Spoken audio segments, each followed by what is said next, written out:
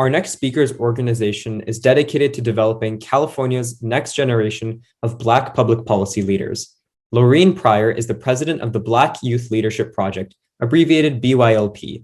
To date, BYLP has served over 3,500 students by introducing them to the legislative process and public policy at a young age and through their various advocacy platforms as well. Lorreen is an alumna of Sacramento State and brings over 16 years of veteran legislative staffing experience too. Lorreen, thank you so much for joining us. Thank you for that incredible introduction. It's so good to be back with you for another year. I'm excited to get to, the other session where I can actually delve into the questions and tell you a lot about what we do. But I think Jada's going to start sharing the slides for me so we can get on with this so I don't bore y'all too much. We spent last night at the board meeting here in Elk Grove. We did not get home till like 1:15 in the morning. So if I'm speaking too fast, I totally apologize. But we were established in 1999 by Black Capitol staff who wanted to make the Capitol more accessible to our community and to the legislators that looked like them. We've had the opportunity to pivot, though, with COVID and establishing some of the things that our students, we noticed that they were having a hard time with connectivity, with feeling isolated and things like that. We also know that we were having some young people who were resulting to taking their lives. So we're like, how can we continue to build our programs while being intentional about meeting the needs that we saw happening simultaneously? So since last year, things have changed a lot. We have opened up an office here in Elk Grove. You can go to the next slide, Jada. Just keep try to vibe with me as I keep talking, because I know we're running out of time. So we've established some support networks. The pictures are coming up. So while they're coming up, I'm gonna keep talking. We have the Black Boys Support Network, the Black Girls Support Network, the Allies to Abolitionists Support Network. And that is for our brothers and sisters who are not in our community, but that want to be informed about the issues, especially after the racial unrest that we saw last summer. Folks are trying to figure out how they can connect and how they can really be a part of the solution. Educationally, what you will see is that our students are at the bottom of every category. And when I say our students, I'm specifically talking about Black students, are at the bottom of every category statistically, except discipline. And what that's telling me is that they are not having the directed resources that they need to address some of the issues, or maybe that their teaching staff or the administrators are culturally incompetent and don't know how to deal with them, or they don't want to deal with them.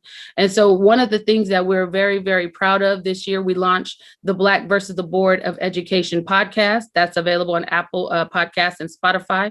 We also were able to really expand our advocacy efforts, actually, where we've been responding to things nationwide to figure out why Black students are not seen as human beings and why and when you guys always hear your districts talk about equity. Equity is giving everybody everything they need to be successful. If you have a group of kids who've been marginalized traditionally, that means that that group probably needs your attention first. So we can go to the next slide, Jada, and I'm talking so fast. I apologize, you guys. So what do we lead by example? We lead with love. We lead with intentionality. We meet our students where they are. When we established our support networks last year, they're going strong, and the kids are still showing up. We had a chance, and what these pictures are that you're looking at, in the top left corner, you see the cast of the podcast, the Black versus the Board of Education podcast. This picture around the bonfire, we started doing things like going to the locations that our students who were online were at, so we could have that personal connection. So that picture by the bonfire was in LA. We've traveled to Atlanta to meet our students out there. We've traveled to the Bay Area to meet our students out there. So we believe people don't know how, or don't care what you say until they know how much you care about them. And so we try to be intentional with the way that we move and the way that we do things. One of the things that I'm very, very proud about is our advocacy efforts, which has us now presenting proposals to different districts to make sure that our students have a safety net on their campuses. They are scared to return back to school, not just because of COVID, but because of what they were experiencing prior to COVID. And so we're trying to be intentional on getting on those campuses and making sure we're building those relationships, not just with the students, but with their administrators and teachers, so we can find some alternatives to the way in which they are pushing our students out of the classroom. You can go to the next slide, please.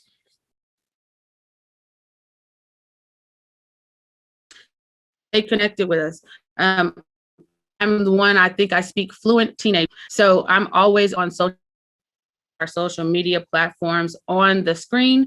I have an email if you want to contact me directly, lpryor@bylp.org. I just want to be intentional on the ways in which we engage the community, in the way the community feels when they're around us, in the way in which we're able to not just show up on campuses, but continue to be instrumental in writing policies and board policies and administrative regulations that help them to interact with Black children more successfully. Because what we're seeing and the trends that we're seeing in the educational system that have been pervasive, we're trying to disrupt that. So I am available for questions. If you want to know more, if you want to come hang out with me, I think it's tomorrow, go ahead and sign up. I like to talk, so let's do it. And that will complete what we have. We have time for questions, Zaid, if there are any. If not, I look forward to connecting with you all tomorrow. Awesome. Thank you so much for that presentation, Lorreen. We definitely have some questions for you. And the first question is, yeah. Oh, sorry. I thought you said something. Okay. Why should a student leader become Jada's involved? joining the conversation. Oh, I see Jada. Yeah, Jada's just came through and she's joining the conversation. But our first question for you is, why should a student leader become involved in BYLP's work? I think the better question, honestly, would be, what do you want to see changed? If you see an injustice happening, do you just sit idly by, or do you actively engage in the system to make sure changes occur? So why should they get involved? Well, that's a personal choice. It just depends on what they believe and how they believe and what they think their counterparts are worth, and how they intentionally show up. So that's a personal decision. We would love everybody to get involved, but we also know that this isn't everybody's cup of tea. We are very, very specific about our target audience and about erasing the injustices that have been pervasive for so very long. Awesome. So what's the next step for students? Is it selective to get involved, or how many spots are there, or is it kind of just welcoming to everybody? I want all the kids. I want them all. There's no spot thing. There's no ranking. There's no application process. I mean, if you're talking about coming and working in the office, there's an application process. But if you're talking about joining our advocacy efforts, or really coming through and taking advantage of the programs that we already have existing, that is absolutely open and free of charge to our student participants. Awesome. That's perfect. So I know that you just became the president of BYLP. I'm not sure if it was too recent or not, but I know that you are the president. Oh, okay. It's not recent. My bad. But one of our students, Melissa, I've been here since 2010. Oh, okay. One of our students asked, though, how do you hope to grow BYLP in the future? Melissa asked that. Oh, how do we, well, one, we're trying to get on these campuses. So intentional advocacy, like I always find out about things after they've occurred. I would like to stop some of these things from occurring. So if we can get on the campuses and really work with the administrators and the teachers to figure out if there are alternatives to the way in which they engage Black students in the way because of prejudice and biases, if there's any way that we can start to help to bridge that gap between what they think and what is true, we want to do that. So we have a lot of things in works, and it's going to take an all hands on deck approach, and we're just ready to grow. So, but it's going to be a gradual process, because not a lot of school districts are open to having somebody come on with the opinions like I have. And I'm not very, I don't know if you guys can tell, but I'm very, very straightforward. And I'm no nonsense. And sometimes that scares a lot of people. And, I'm the angry Black woman, if you will. And I'm okay with that, because sometimes we have to acknowledge that we get angry when things are happening our children that are not happening to others. So I'm okay with that. Definitely agree. Some of our students in the chat Jada, are wondering. just Uh, her. Jada, do you want to add on to anything? Because I know I'm talking a lot, and this is what I do for a living. So if Jada wants to add on, I'd like to kick it to her just for her perspective. Oh no, so we just had a question in the chat and it says BYLP for students who aren't Black. So we do service our programs they are open to everyone, and we specifically have a support network, which is Bassin. And I'm going to go ahead and, well, I don't know how I can drop the Google form in the chat, but I will share the Google form so that you guys will be able to sign up. That is for people who would like to be proactive in helping join the fight from where they are. If you're not Black, then sometimes you don't really know how to fight the cause with us. And so this is a program that that is created for you to find a way to do what's best for you in your lane. And that's what I wanted to add. There's another one in the chat. And I do see the question from Mateo about what's being done for students of Latin descent. And so I'm just going to give a quick overview. So at the state capitol, there are several youth leadership programs. There is the Asian Pacific Islander Youth Leadership Program. There is the Chicano Latino Youth Leadership Program. There is the Muslim Youth Leadership Program. And they all service their demographic of students. I just happen to be the president of Black Youth Leadership Project. So you can look up those other youth leadership programs and get involved. Awesome. Thank you guys so much for clarifying that.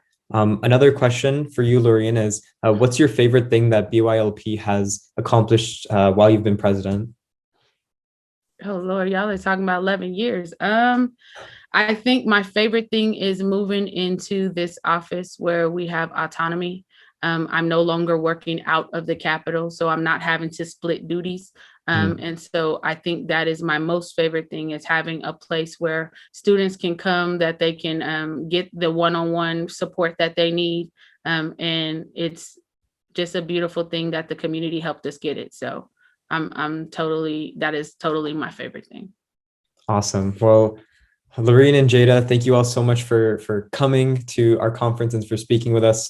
We have so many more questions, but we're unfortunately out of time. Come see me tomorrow. Come see me tomorrow. I answer all of them. Come see me. Awesome. Okay, perfect. Well, you all heard Lorreen. So if you guys are interested in joining BYLP and participating in the fight, please see Lorreen tomorrow during the session. And with that being said, thank you all so much for joining us. Thank you, Zay.